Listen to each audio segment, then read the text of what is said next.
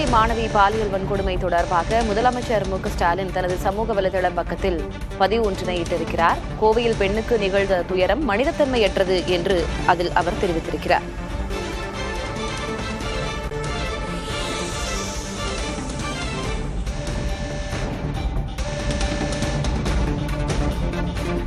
கோவையில் இளம்பெண்ணுக்கு நிகழ்ந்த துயரம் மனிதத்தன்மையற்றது. இத்தகைய கொடூர குற்றச்செயல்களை கண்டிக்க எந்த கடுஞ்சொல்லும் போதாது. இதில் ஈடுபட்ட குற்றவாளிகள் கண்டுபிடிக்கப்பட்டு உடனடியாக கைது செய்யப்பட்டிருக்கிறார்கள். 1 மாதத்திற்குள் குற்றப்பத்திரிகையை தாக்கல் செய்து அவர்களுக்கு அதிகபட்ச தண்டனையை விரைந்து பெற்றுத்தர காவல்துறைக்கு உத்தரவிட்டுள்ளேன் என்று அந்த பதிவில் அவர் தெரிவித்திருக்கிறார். மேலும் நம் மகளிர் அனைத்து துறைகளிலும் அடையும் முன்னேற்றம்தான் இத்தகைய வக்கிர மிருகங்களின் ஆணாதிக்க மனநிலைக்கு முற்றுப்புள்ளி வைக்கும், முழுமையான முற்போக்கு சமூகமாக நாம் மாறுவதற்கு வழிவகுக்கும் என்றும் அவர் தனது பதிவில் தெரிவித்திருக்கிறார்.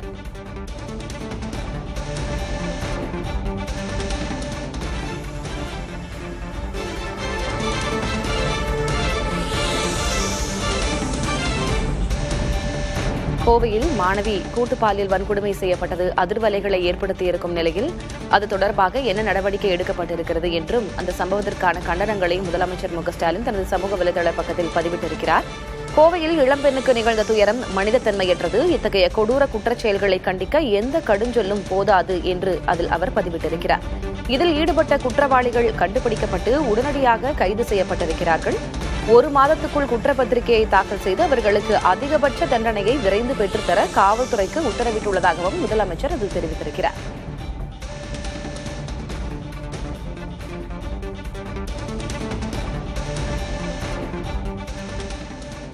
கூடுதல் விவரங்களை வழங்குவதற்காக செய்தியாளர் ரமேஷ் இணைந்திருக்கிறார். ரமேஷ், என்ன விவரம்?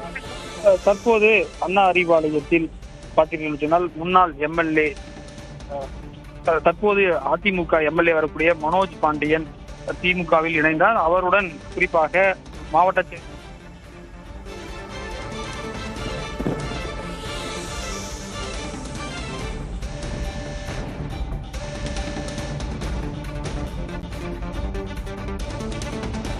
கோவை மாணவி பாலியல் வன்கொடுமை தொடர்பாக குற்றவாளிகளுக்கு அதிகபட்ச தண்டனை விதிக்கப்படும் என்று முதலமைச்சர் தனது சமூக வலைதள பக்கத்தில் தெரிவித்திருக்கிறார். அதற்கு உரிய உத்தரவுகளை பிறப்பித்திருப்பதாகவும் அவர் தெரிவித்திருக்கிறார். குற்றவாளிகள் உடனடியாக கண்டுபிடிக்கப்பட்டிருக்கிறார்கள், கைது செய்யப்பட்டிருக்கிறார்கள். 1 மாதத்திற்குள் குற்றப்பத்திரிகை தாக்கல் செய்து அவர்களுக்கு அதிகபட்ச தண்டனையை விரைந்து பெற்றுத்தர காவல்துறைக்கு தான் உத்தரவிட்டுள்ளதாகவும் முதலமைச்சர் அதில் உறுதியளித்திருக்கிறார்.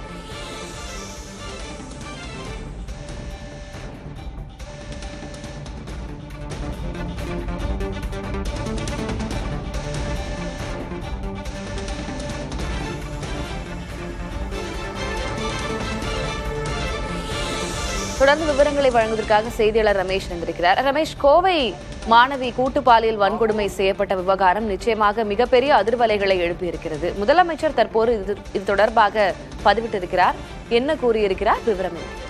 இத்தகைய கொடூர குற்றச்செயல்களை கண்டிக்க எந்த கடுஞ்சொல்லும் போதாது என முதலமைச்சர் தெரிவித்திருக்கிறார். இதில் ஈடுபட்ட குற்றவாளிகள் கண்டுபிடிக்கப்பட்டு உடனடியாக கைது செய்யப்பட்டுள்ளனர் எனவும் 1 மாதத்திற்குள் குற்றப்பத்திரிகையை தாக்கல் செய்து அவர்களுக்கு அதிகபட்ச தண்டனையை விரைந்து பெற்றுத்தர காவல்துறையினருக்கு உத்தரவிட்டதாக கூறியிருக்கார். ஏற்கனவே முதலமைச்சர் கட்டுப்பாட்டில் தான் தமிழக காவல்துறை இருக்கிறது. எனவே அந்த உத்தரவை 1 மாதத்திற்குள்ள சார்ஜ் ஷீட் ஃபைல் பண்றதுக்கு முதலமைச்சர் உத்தரவிட்டிருக்கார். மேலும் நம் மகளிர் அனைத்து துறைகளிலும் அடையும் முன்னேற்றம் தான் இத்தகைய வக்கிர மிருகங்களின் ஆணாதிக்க மனநிலைக்கு முற்றுப்புள்ளி வைக்கும் எனவும் முழுமையான முற்போக்கு சமூகமாக நாம் மாறுவதற்கு வழிவகுக்கும் எனவும் முதலமைச்சர் தன்னுடைய எக்ஸ் தளத்தில் பதிவிட்டிருக்கிறார். தளபதி, விவரங்களுக்கு நன்றி ரமேஷ்.